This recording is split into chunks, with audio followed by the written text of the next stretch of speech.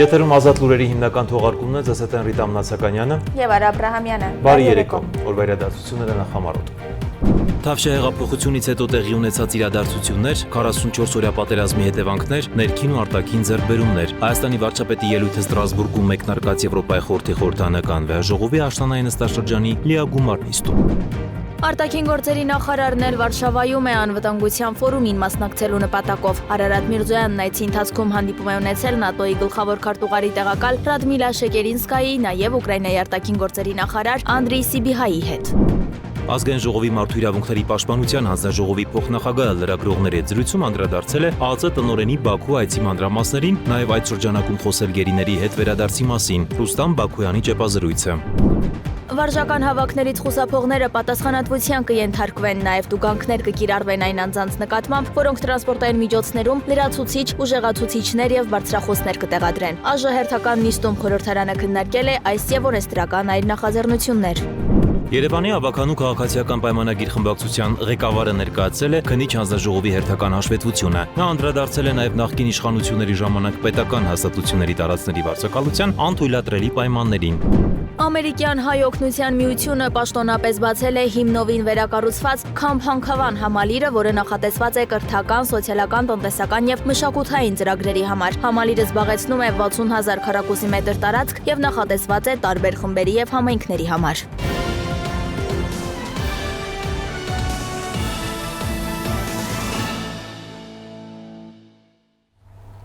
Այսօր ժամը 16:12-ին ճգնաժամային կառավարման ազգային կենտրոն տեղեկություններ ստացվել, որ Երևանի Այասի փողոցում գտնվող կարի արտադրամասում տեղի է ունեցել պայթյուն։ Դեպքի վայր է մեկնել Հրշեջ փրկարարական 1 մարտական հաշվարկ, 4 քաղաքացի հոսպիտալացվել է։ Առողջապահության նախարարությունից հայտնում են, որ տուժածներից մեկը անհրաժեշտ բուժօգնություն ստանալուց հետո դուրս է գրվել։ Երկու տուժածի առողջական վիճակը գնահատվում է միջին ծանրության։ Նրանք ստանում են անհրաժեշտ բուժօգնություն։ 4-րդ տուժածի վիճակը համարվում է բավարար։ Այլ թեմաներ Հայաստանի արտաքին գործերի նախարարը Վարշավայում է անվտանգության ֆորումին մասնակցելու նպատակով։ Արարատ Միրզոյանն այցի ընթացքում հանդիպում է ունեցել ՆԱՏՕ-ի գլխավոր քարտուղարի տեղակալ Ռադմիլա Շեկերինսկայի հետ։ Գոհունակությամբ նշվել են ՆԱՏՕ-ի անդամ երկրների դեսպանների վերջերս Երևան կատարած այցը, նաև Հայաստանի մասնակցությունը ՆԱՏՕ-ի խաղաղապահ առաքելություններին։ Անդրադառնալով տարածաշրջանային զարգացումներին, զրուցակիցները մտքեր են փոխանակել խաղաղության հաստատման գործում Վաշինգտոնյան համաձայնությունների կարևորության և Թրամփի ուղի հանուն միջազգային խաղաղության և բարգավաճման հաղորդակցության ծրագրի իրականացման վերաբերյալ։ Արարատ Միրզոյանը հանդիպում է ունեցել նաև Ուկրաինայի արտաքին գործերի նախարար Սիբիհայի հետ, քննարկել Հայաստանի և Ուկրաինայի միջև գործակցության զարգացման և երկկողմ օրակարգի ընդլայնման հնարավորությունները։ Նախարար Միրզոյանը ներկայացրել է Հարավային Կովկասում վերջին զարգացումները, մասնավորապես օգոստոսի 8-ին Վաշինգտոնում ձեռք բերված համաձայնությունները։ Ընդգծվել է Ուկրաինայում խաղաղության հաստատման կարևորությունը, մտքեր են փոխանակվել առկա իրավիճակի վերաբերյալ։ Ազգային ժողովի նախագահն ընդունել է Ֆրիդրիխ Էբերտ հիմնադրամի գործադիր տնօրեն գլխավոր քարտուղար Սաբինե Ֆենդրիխի գլխավորած պատվիրակությանը։ Արդյունավետ գնահատելով հիմնադրամի գործունեությունը Հայաստանում, Ալեն Սիմոնյանը շնորհակալություն է հայտնել Սաբինե Ֆենդրիխին մեր երկրում իրականացված տարբեր ծրագրերի համար։ Ֆենդրիխն էլ նշել է, որ իրենց ծրագրերը կրելու են շարունակական բնույթ, զրուցակիցների քննարկումների առանցքում են եղել նաև տարածաշրջանային անվտանգությանն ու Հայաստանում իրականացվող ժողովրդավարական բարեփոխումներին վերաբերող հարցերը։ Իսկ ահա անվտանգության խորհրդի քարտուղար Արմեն Գրիգորյանն ընդունել է Միացյալ Նահանգների դեսպան Քրիստինա Քվինին։ Զրուցակիցները քննարկել են Վաշինգտոնում օգոստոսի 8-ին Հայաստանի և Միացյալ Նահանգների կառավարությունների միջև ստորագրված փոխըմբռնման հուշագրերի իրագործման ուղղված քայլերի ընթացքը։ Հանդիպանը նաև անդրադարձ է կատարվել երկկողմ հետաքրքրություն ներկայացնող այլ հարցերի։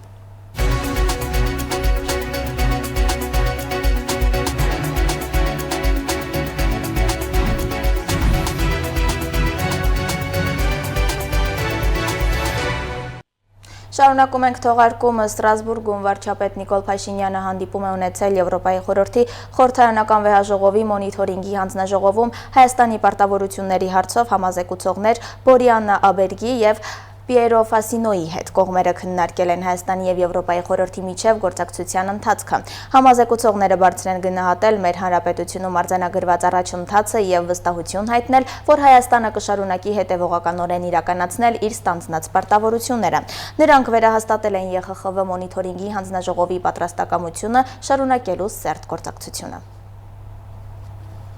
Ստրասբուրգում մեկնարկել է Եվրոպայի խորհրդի խորհրդանական վեհաժողովի աշնանային նստաշրջանի լիագումար նիստը, որտեղ ելույթ է ունեցել նաև Հայաստանի Հանրապետության վարչապետ Նիկոլ Փաշինյանը։ Նա իր ծավալուն ելույթում խոսել է 2018 թվականի Թավշյա հեղափոխության, դրանից հետո մեր երկրում տեղի ունեցած իրադարձությունների, ժողովրդավարության արժեքների պահպանման, 44-օրյա պատերազմի հետևանքների, ներքին ու արտաքին ձեռքբերումների ու այլ կարևոր թեմաների վերաբերյալ։ Վարչապետի ելույթի ուշագրավ մանրամասները ներկայացվող տեսանյութում։ Եվրոպայի խորհրդի խորհրդանական վեհաժողովի հարգարժան նախագահ, հարգարժան գլխավոր քարտուղար, հարգարժան ներկաներ, ես ինձ հետ ԵԽԽՎ եմ բերել թե հաջողությունների, թե անհաջողությունների պատմություններ։ Եվրոպայի խորհրդի խորհրդարանական վեհաժողովի պատվիրակներին Հայաստան պետության հաջողությունները ներկայացնելիս երկրի ղեկավարը նախ եւ առաջ կարևորեց 2018 թվականից ի վեր մեր երկրում անցկացված համապետական եւ թիմ ընտրությունների ազատ, արդար եւ թափանցիկ անցկացումը, ինչը ըստ Հայաստանի վարչապետի ժողովրդավարության ուղին բռնելու կարևորագույն ցուցիչներից է։ Իշխանությունը Հայաստանում որևէ ընտրություն կեղծելու փորձ անգամ չի արել։ 2018 եւ 2021 թվականների համապետական խորհրդարանական ընտրությունները միջազգային հանրության կողմից գնահատվել են որպես ազատ, մրցակցային, ժողովրդավարական չափանիշներին համապատասխանող, ինչը ըստ էության մեր պատմության մեջ աննախադեպ էր։ Թիմ որևէ ընտրությունների արդյունքների հետ կապված բողոքի ակցիաներ չեն եղել։ Մի շարք համայնքներում հաղթել են ընդդիմադիր կուսակցություններ, ինչն ըստ էության անհնար էր 2018 թվականի հեղափոխությունից առաջ։ Հենց ժողովրդավարությունն է երկրների անկախության եւ պետականության պահպանման հիմքը։ Շարունակելով իր ելույթը շեշտեց վարչապետը, ում գնահատմամբ հատկապես Հայաստանի դեպքում 44-օրյա պատերազմից հետո ժողովրդավարական արժեքների դեմ տարատեսակ հարձակումներն ու հիբրիդային պատերազմները դարձել են լուրջ մարտահրավեր։ Իհեճուկս այս ամենի ժողովրդավարությունը Հայաստանում վստահելի ձեռքերում է։ Եվ խոսքն այս դեպքում ոչ թե կառավարության, ոչ թե կառավարող մեծամասնության, ոչ թե քաղաքացիական հասարակության, այլ ժողովրդի մասին է, Հայաստանի Հանրապետության քաղաքացիների։ Փաշինյանը վերահաստատեց, իշխանությունը այսօր պատկանում է ժողովրդին եւ հենց ժողովուրդն էլ 2021 թվականի արտահերթ ընտրություններում իր քվեն կրկին վստահել է Հայաստանի այժմյան կառավարությանը, միաժամանակ պատվիրակելով երկրին խաղաղություն բերել 44-օրյա պատերազմի ծանր պարտությունից հետո։ Ժողովրդի այդ պատգամը մենք արձանագրեցինք Հայաստանի կառավարության 2021-2026 թվականների գործունեության ծրագրում որպես ժողովրդի առաջ ստանձնած մեծագույն պարտավորություն։ Հենց այսպես էլ կառավարության ծրագրում գրված է։ Եվ ուրախ եմ արձանագրել, որ այսօր Հայաստանի եւ Ադրբեջանի միջև խաղաղություն է հաստատված։ Չեմ կարող ասել, որ դա միայն Հայաստանի կառավարության եւ Հայաստանի ժողովրդի ձեռքբերումն է։ Դա նույնքան Ադրբեջանի կառավարության եւ Ադրբեջանի ժողովրդի ձեռքբերումն է։ Եթե այսպես չլիներ, խաղաղություն չէր լինի։ Սա նույնքան էլ Հայաստանի եւ Ադրբեջանի խորհրդարանների ձեռքբերումն է։ Խաղաղության օրակարգից չշեղվելու Հայաստանի պատրաստակամությունն ու վճռականությունն էլ ըստ Նիկոլ Փաշինյանի դե յուրե ամրագրվել է այս տարվա օգոստոսի 8-ին Վաշինգտոնում Ադրբեջանի հետ ստորագրած եռակողմ հռչակագրով։ Նախագահ Թրամփը որպես վկա նույնպես ստորագրեց այդ հռչակագիրը։ Նախագահ Թրամփի, Ադրբեջանի նախագահի եւ իմ ներկայությամբ երկու երկրների արտաքին գործերի նախարարները նախաստորագրեցին Հայաստանի եւ Ադրբեջանի միջև խաղաղություն եւ միջպետական հարաբերություններ հաստատելու մասին համաձայնագիրը։ Սա պատմական իրադարձություն է, որ խաղաղություն բերեց մեր երկրին, մեր երկրներին, բայց ինչպես արդեն առիթ ունեցել եմ ասելու, խաղաղությունը արձակուրդ կամ հանգիստ չէ, խաղաղությունը ամենօրյա աշխատանք է։ Խաղաղությունը նորածին երեխային նման ամենօրյա խնամք է պահանջում իր նկատմամբ։ Մեր նորածին խաղաղությունը այսօր արդեն 1 ամիս 22 օրական է,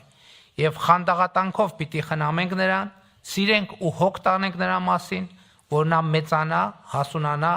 ուժեղանա եւ իրենով ծաղկեցնի Հարավային Կովկասի մեր տարածաշրջանը։ Այս համատեքստում վարչապետը ԵԽԽՎ ամբիոնից կրկին անդրադարձավ նաև գերիների վերադարձի եւ անհետ կորած անձանց ճակատագրի խնդրին։ Սա համարելով ոչ միայն Ադրբեջանին հասցեագրված պահանջ, այլև համաժողովրդական հումանիզմի առջև ծառացած կարևորագույն թեմա։ Իր ելույթում Փաշինյանն այնուհետև շնորհակալություն հայտնեց Եվրոպայի խորհրդին Հայաստանի անդամակցության պահից ի վեր մեր երկրին կառույցի ցուցաբերած աջակցության համար։ Ուրախ եմ հեղափոխությունից ավելի քան 7 տարի անց ԵԽ խորհրդարանական վեաժողովի այս ամբիոնից ասել, որ Հայաստանը այսօր համեստ, բայց ամուր տեղ է զբաղեցնում Եվրոպայի ժողովրդավարական երկրների շարքում։ Բայց սա որքան մեր Հայաստանի ժողովրդի եւ ժողովրդավարության համար սկզբունքային պայքար մղած ուժերի, նույնքան էլ Եվրոպայի խորհրդի խորհրդարանական վեաժողովի, Վենետիկի հանձնաժողովի, Մարդու իրավունքների եվրոպական դատարանի, Եվրոպայի խորհրդի մյուս կառույցների ձեռքբերումն եմ համարում։ Հեղափոխության եւ ժողովրդավարության արժեքների մասին խոսելիս Հայաստանի կառավարության ղեկավարը կարևորեց նաև սոցիալ-տնտեսական ցուցանիշները, ընդգծելով. 2018 թվականից ի վեր Հայաստանի տնտեսությունը աճել է շուրջ 43%-ով։ Երկրի պետական բյուջեի հարկային եկամուտները ավելի քան կրկնապատկվել են։ Կոռուպցիայի ընկալման համաթվում Հայաստանը 2018 թվականի համեմատ ավելի քան 40 կետով առաջընթաց է ապահովել։ Բայց հիմա արդեն այս ամենից մեր բերկրանքը ըստ էության պարպվել է, որովհետև նշածս ընդամենը եկել է հիմնավորելու, որ հնարավոր է ավելին, եւ մենք պիտի ձգտենք ավելիին։ Ու սրա համար ահռելի մեծ աշխատանք կա անելու, անկախ դատական համակարգը կայացնելու, հակակոռուպցիոն ամբողջական եւ վստահելի համակարգ ներդնելու, ժողովրդավարությունը թիրախավորող հիբրիդային հարձակումներին դիմակայելու, օրենքի եւ իրավունքի գերակայությունը արմատավորելու, մարդու իրավունքների պաշտպանությունը ուժեղացնելու, պետության նկատմամբ մարդկանց վստահությունը մեծացնելու ուղղությամբ։ ԵԽԽՎ աշնանային նստաշրջանում իր ունեցած ծավալուն ելույթը վարչապետը եզրափակեց պաշտոնական Երևանի աներկբա որոշման վերահաստատմամբ։ Այն է, Հայաստանը շարունակելու է գնալ ժողովրդավարության զարգացման ճանապարհով, վստահ լինելով, որ այս ճանապարհին կլինի նաև Եվրոպայի խորհրդի եւ նրա կառույցների ամուր աջակցությունը։ Դիանա Դավթյան, Free News, Ազատ լուրեր։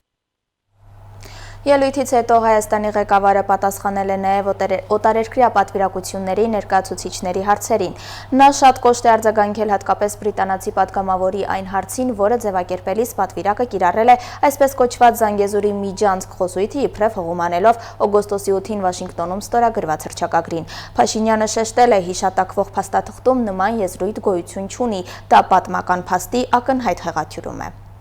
Վաշինգտոնում ընդունված փաստաթղթերը իրենք ծավալուն չեն։ Եվ այնտեղ ընդունված փաստաթղթերը եւ հռչակագիրը ընդամենը 1 էջ է 5 կետերով։ Եվ խաղաղության համաձայնագրի նախաստորագրված տարբերակը նույնպես ծավալուն չէ։ Եվ ես կխնդրեի բոլոր այն գործընկերներին, ովքեր հետաքրքրված են թեմայով կամ առավել եւս պատրաստվում են հրապարակային խոսել այդ թեմայով, բացարձակապես դժվար չի այդ 1 էջանոց պլյուս մի քանի էջ փաստաթուղթը կարդալ։ Իսկ ինչ կիմանանք մենք այդ փաստաթուղթը ընթերցելուց։ Կիմանանք, որ ձեր նշած խոսույթը ընդհանրապես գոյություն չունի եւ բացակա է այդ փաստաթղթերում։ Տեսեք, ես էլի ուզում եմ ընդգծել, դուք օգտագործում եք Զանգեզուրի միջանցք արտահայտությունը։ Որտեղից այդ արտահայտությունը ձեզ, որտեղ եք կարդացել այդ արտահայտության մասին։ Նման արտահայտություն չկա, չի եղել եւ համոզված եղեք չի լինի Հայաստան-Ադրբեջան համաձայնեցված որևէ փաստաթղթում։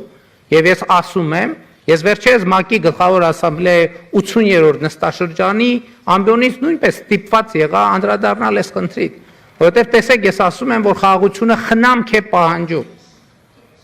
Այդ խնամքի շատ կարևոր ատրիբուտ է լեգիտիմ բառապաշարի օգտագործումը։ լեգիտիմ համաձայնեցված բառապաշարի օգտագործումը։ Ես ՄԱԿ-ի ամբիոնից ելույթ ունեցա եւ արձանագրեցի, ընդ որում նույնը կարող եմ ասել այսօրվա ելույթի մասին եւ արձանագրեցի, որ իմ ելույթի մեջ չկա մի բառ, մի արտահայտություն, որի ծագումնաբանությունը ես չեմ կարող ցույց տալ Վաշինգտոնում ընդունված փաստաթղթերից։ Հետևաբար նրանք, ովքեր օգտագործում են Զանգեզուրի միջանցք արտահայտությունը, ըստ էության եւ իմիջիալոց ես նաեւ դիմեցի կոչով ադրբեջանցի գործընկերոջս, որպեսզի պարզաբանի, ինչ նկատի ունի Զանգեզուրի միջանցք ասելով։ Որտեղ է Զանգեզուրի միջանցքը։ Քարտեզի վրա պետքա ցույց տալ այդ Զանգեզուրի միջանցքը, որովհետեւ եթե պարզվի, որ Զանգեզուրի միջանցք ասելով նկատի ունեն Հայաստանի որևէ տարածք, որևէ մեկը իրավունք չունի Հայաստանի Հանրապետության ինքնիշխան տարածքի վրա անուն դնել, որը ընդունված չէ Հայաստանի Հանրապետության կողմից։ Դա արդեն իսկ ձեռբերված ինքնիշխանության փոխադարձ ճանաչման կոպտագույն խախտում է եւ կներեք, ես չգիտեմ, ինձ շատ հետաքրքիր է, դուք որտեղից գիտեք այդ արտահայտությունը, որտեղ եք կարդացել, որ Հայաստան-Ադրբեջան, տեսեք դուք Վաշինգտոնի համաձայնությունների մասին եք խոսում, բայց օգտագործում եք բառապաշար, որ Վաշինգտոնի որևէ թղթի մեջ չկա, ընդհանրապես չի եղել եւ ավելին վնաս է բերում խաղաղության գործընթացին, որովհետեւ ուղիղ կերպով խախտում է պայմանավորվածությունները եւ դուրս է օգտագործվող լեգիտիմ բառապաշարից։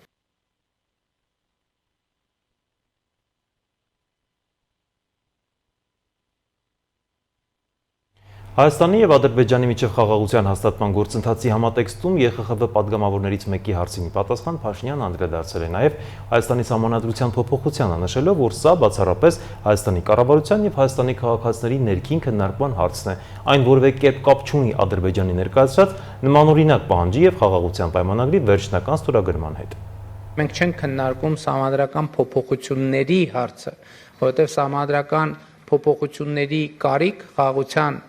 համաձայնագրի ստորագրման համատեքստում չկա,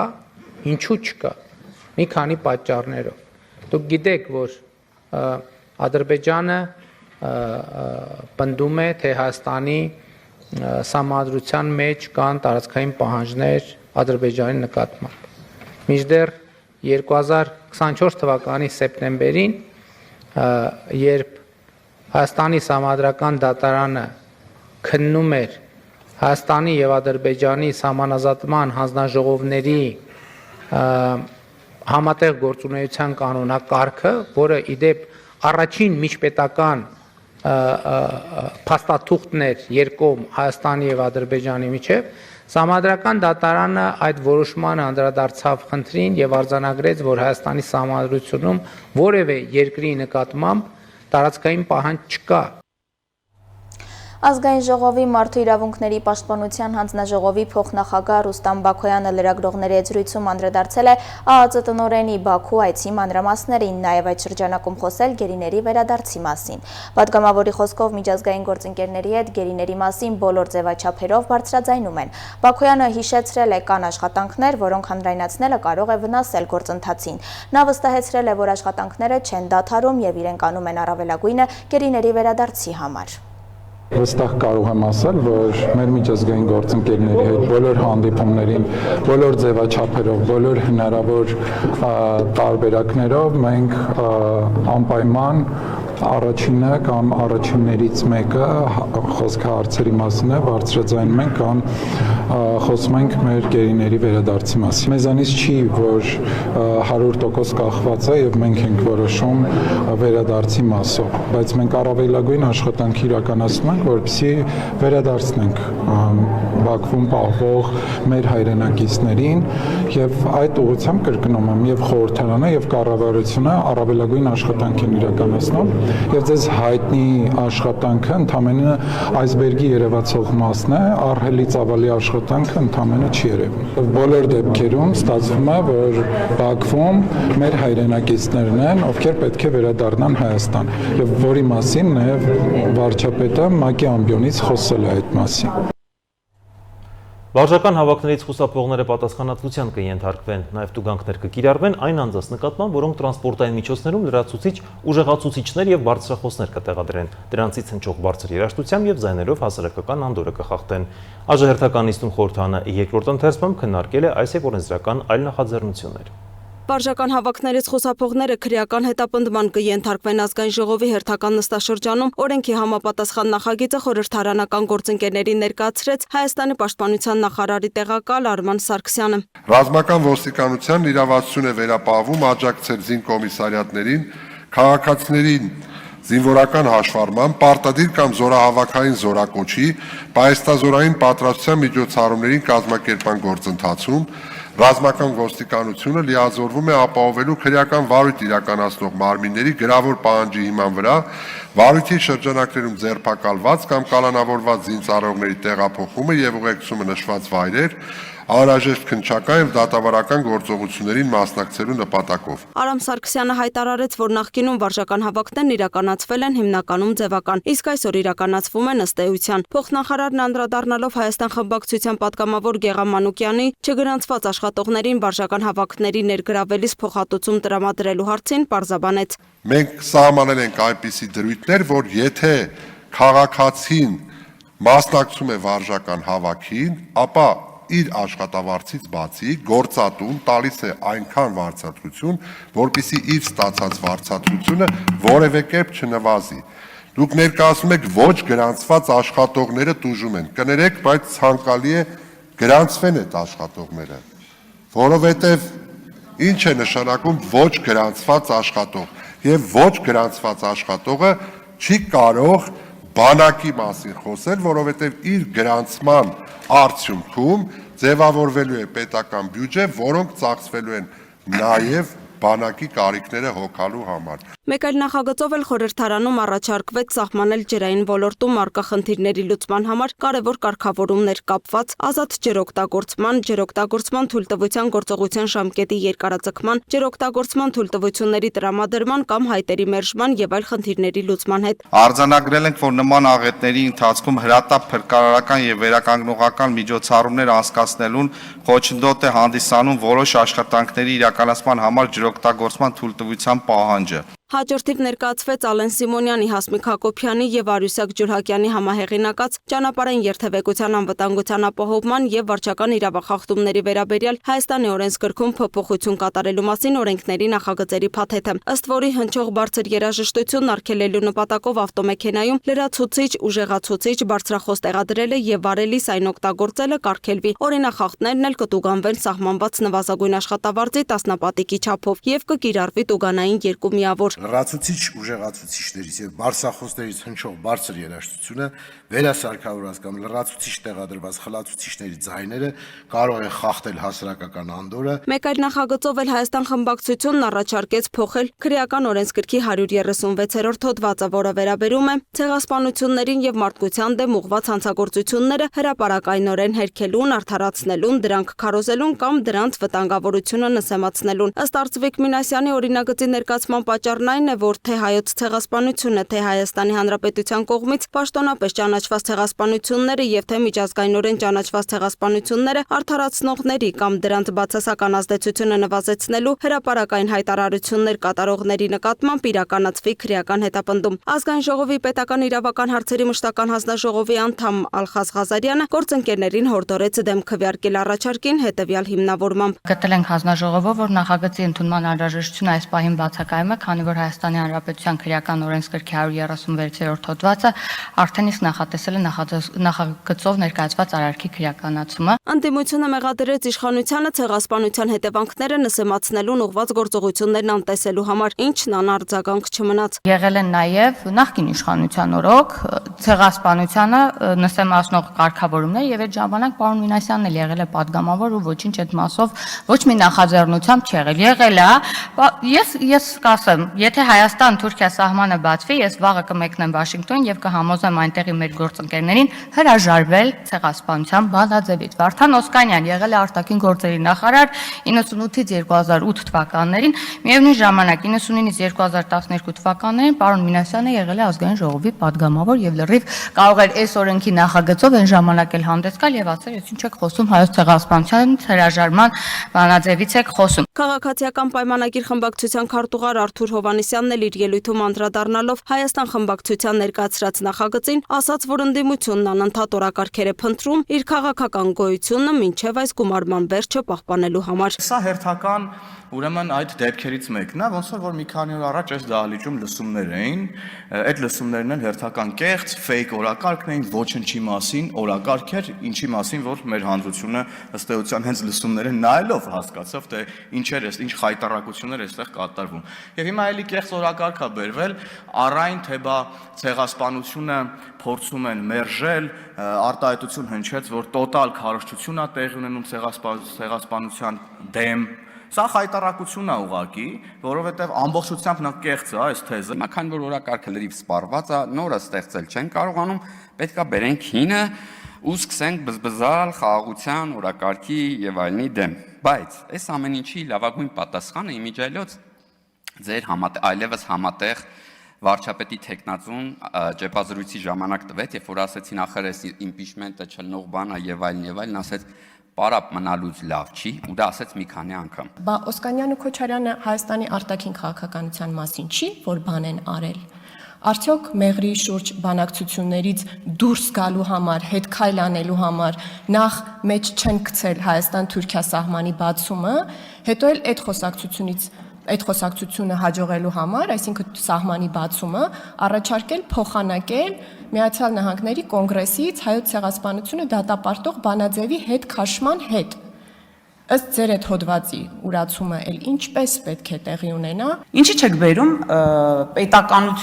պետականության դեմ վերբալ օրինակ հարձակումները պաշտպանող որևէ նախագիծ, ինչի՞ չեք բերում։ Որովհետև դուք հայտնի եք դրանով։ Որովհետև ձեզ համար պետականությունը ինքը վտանգ է, Հայաստանի Հանրապետության պետականություն վտանգ է։ ԿՊ խմբակցության ղեկավար Հայկ Կոնջորյանն էլ ասաց, որ ընդդիմությունը հերթական անգամ անկեղծություն չի դրսևորում։ Ըստ Կոնջորյանի նրանց ինքնահայեցման ֆունկցիան որևէ մեկը ջնջել է։ Ես հիշում եմ, երբ որ դուք նախագիծ էիք բերել Ղարաբաղի հարցով մշտական հանձնաժողով ստեղծելու մասին, եւ այն ժամանակ էլ մեզ մեղադրում եք եւ ասում եք, որ դուք բերել եք պաշտպանելու համար Ղարաբաղը։ Հետո ինչ եղավ, հետո գնացին ձեր ներկայացուցիչները լուծարեցին Ղարաբաղը։ Հիմա դուք նախագիծ եք բերել ցեղասպանության ժխտումը իբրև թե քրեականացնելու, պաշտպանելու մարդկանցից, ովքեր որ փորձում են ժխտել, եւ պարզ է, չէ, դու ձեր նպատակը էլի որն է։ Լուսինե Գրիգորյան, Free News, Ազատ լուրեր։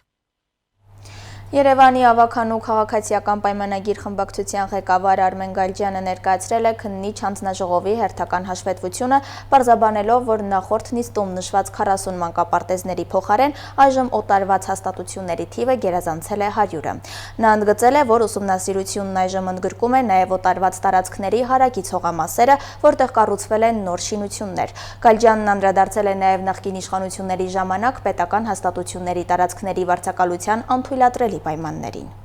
Նախորդ տասնամյակներում մի շարք համայնքային գույքեր, հատկապես մանկապարտեզների տարածքներ օտարվել են, ինչի հետևանքով հազարավոր երեխաներ զրկվել են մանկապարտեզ հաճախելու իրավունքից։ 1991 թվականի սեպտեմբերի 21-ից մինչև 2025 թվականը Երևանի նախկին թաղային համայնքային եւ Երևանի համայնքին պատկանած մանկապարտեզների եւ դպրոցների տարածքների օտարման գործընթացներն ուսումնասիրելու նպատակով Երևանի ավականին ստեղծել էր քննող հանձնաժողով, որն էլ ամփոփել է աշխատանքների մի մասը։ Երևանի ավականու քաղաքացիական պայմանագիր խմբակցության ղեկավար Արմեն Գալջյանը քննող հանձնաժողովի երկրորդ նիստում ներկայացրել է նախորդ նիստից ի վեր կատարված աշխատանքների արդյունքները, նշելով, որ տեղեկությունների հավաքագրման գործընթացը շարունակվում է։ Այս պահին սպասում ենք տեղեկատվություններ կադաստրի կոմիտեից, մասնավորապես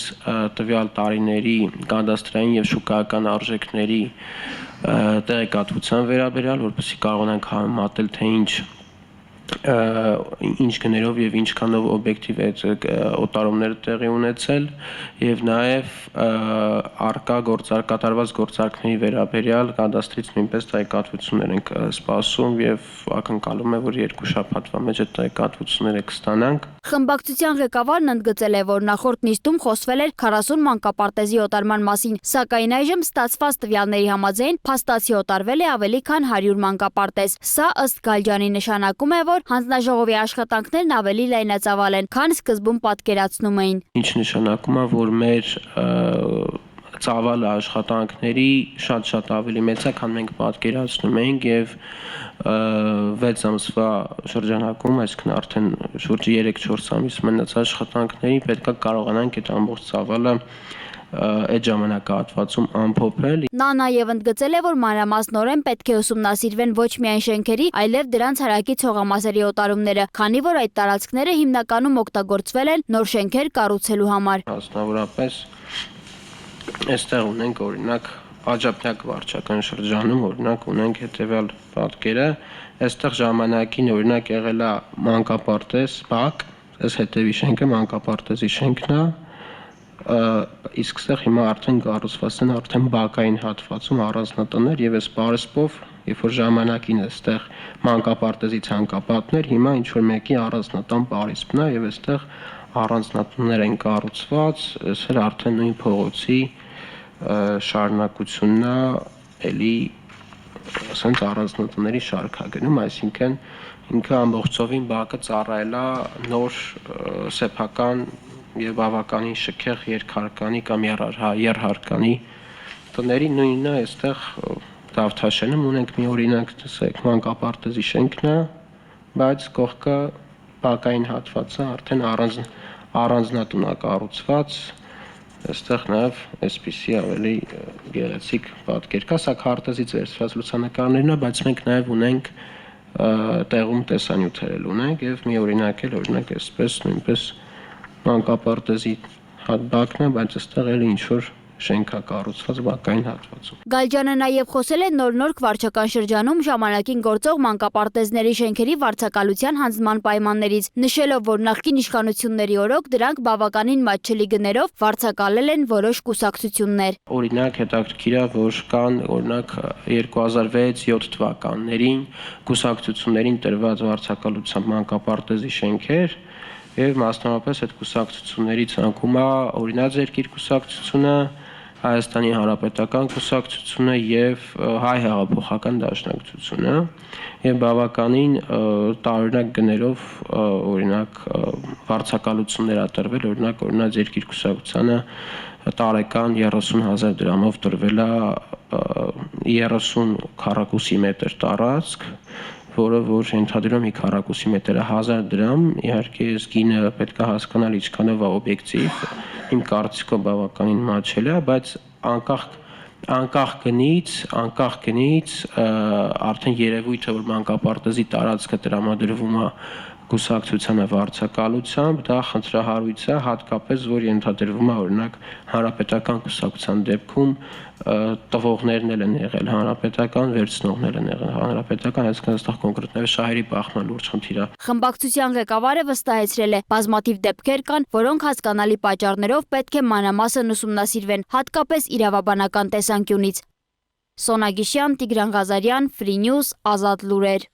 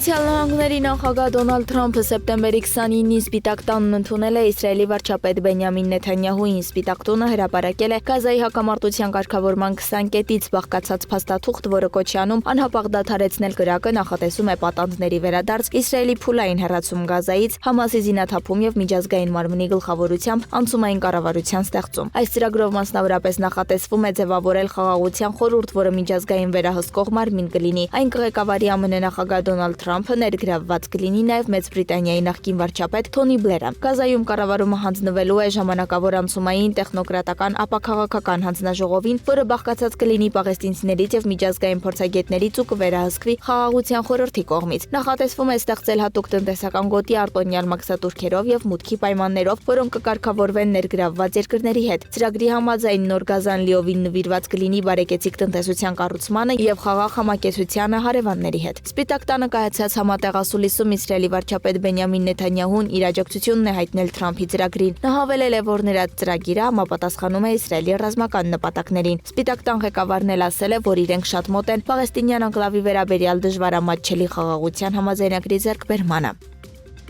Բենյամին Նեթանյահուն Կատարի վարչապետ Մուհամմեդ Ալ-Թանիի հետ հեռախոսազրույցի ընթացքում ներողություն է խնդրել Դոհային հասցված ավիահարվածի հետևանքով երկրի ինքնիշխանության խախտման համար։ Լրատվամիջոցների փոխանցմամբ Իսրայելի եւ Կատարի առաջնորդները զրուցել են ԱՄՆ նախագահ Դոնալդ Թրամփի ներկայությամբ։ Աքսիոզի տվյալներով Իսրայելի կողմից հարվածի համար ներողություն խնդրելը Կատարի հիմնական պայմանն էր Համասի հետ Գազայի վերաբերյալ բանակցությունները վերսկսելու համար։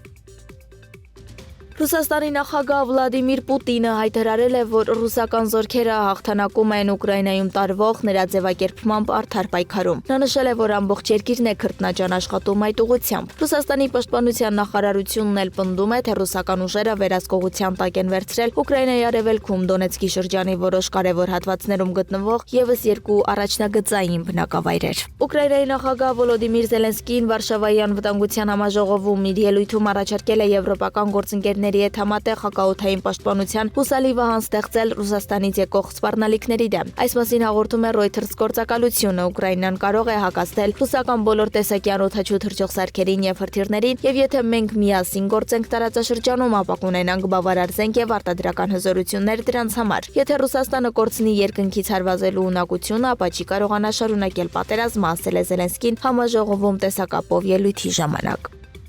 Քիշնևի կենտրոնում ընդդիմության հանրահավաքի ժամանակ հայրենասիրական դաշինքի առաջնորդները հայտարարել են, որ չեն ճանաչում ընտրությունը կամ դրանց արդյունքները եւ այժմ սպասում են Սահմանադրական դատարանի վերջնական որոշմանը, որը կհաստատի ընտրության արդյունքները։ Իսկ Մոլդովայի նախագահ Մայա Սանդուն մամուլի ասուլիսի անցկացրել նվիրված խորհրդարանի ընտրությանը եւ առաջին անգամ մեկնաբանել է արդյունքները։ Մենք ամբողջ աշխարհին ցույց տվեցինք, որ քաջ ու արժանի մարդկանց երկիր ենք։ Մենք չտրվեցինք կաշառքներին, սպառնալիքներին կամ ահաբեկումներին, այլ միավորվեցինք եւ պաշտպանեցինք մեր երկիրը արդար քվեարկությամբ։ Սանդիի խոսքով նախընտրական շրջանում Ռուսաստանը փորձել է բաժանել քաղաքացիներին եւ հարձակվել նրանց հավատքի վրա։ Այս քարոզարշավը ցույց տվեց, որ մենք ունենք խոցելիություններ, բայց նաեւ ունենք ուժեղ ինստիտուտներ եւ նվիրված մարդիկ, ասել է նա։ Թողարկման ավարտին ծանոթացեք նաեւ եղանակային կանխատեսումներին։ Հաջողություն։ Ցտեսություն։